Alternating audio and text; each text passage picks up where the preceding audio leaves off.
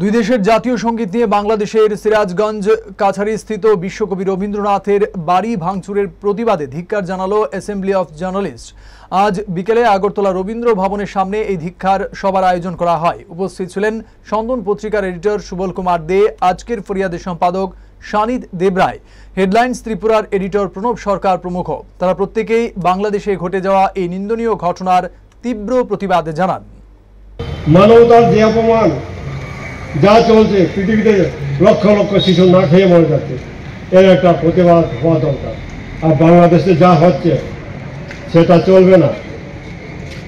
ওরা যদি মনে করে থাকে রবীন্দ্রনাথের বাড়ি ধ্বংস করে, রবীন্দ্রনাথকে অপমান করে, হিন্দুদের তাড়িয়ে হিন্দুদেরকে হত্যা করে তারা তাদের চূড়ান্ত লক্ষ্যে পৌঁছে যাবেন, তা হবে না। পৃথিবীর কোনো দেশেই অত্যাচারে এটা টিকতে পারে না, সেইখানে মূল্যায়ন ঠিক করে। এক সময় প্রখ্যাত ছিল সিরাজগঞ্জের সেই কাছারি বাড়িতে দুষ্কৃতীদের আক্রমণ।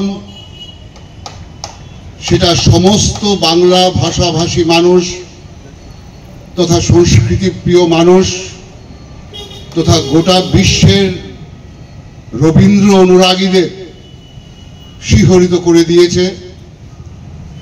এর আগে আমরা দেখেছি এই বাংলাদেশে আমাদের বিখ্যাত চলচ্চিত্র পরিচালক ঋত্বিক ঘটকের বাড়ি ভাঙচুর হয়েছে, সুচিত্রা সেনের বাড়ি ভাঙচুর হয়েছে, অভিনেত্রী সুচিত্রা সেনের।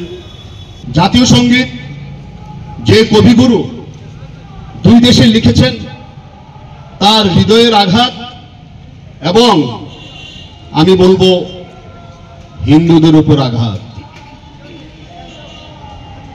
কবিগুরু সম্পর্কে এখানে যারা শিল্পীরা আছেন, বিশিষ্ট ব্যক্তিরা আছেন, তারা বিস্তারিত বলবেন। আমি শুধু একটু সুবলদা বলতে পারবেন।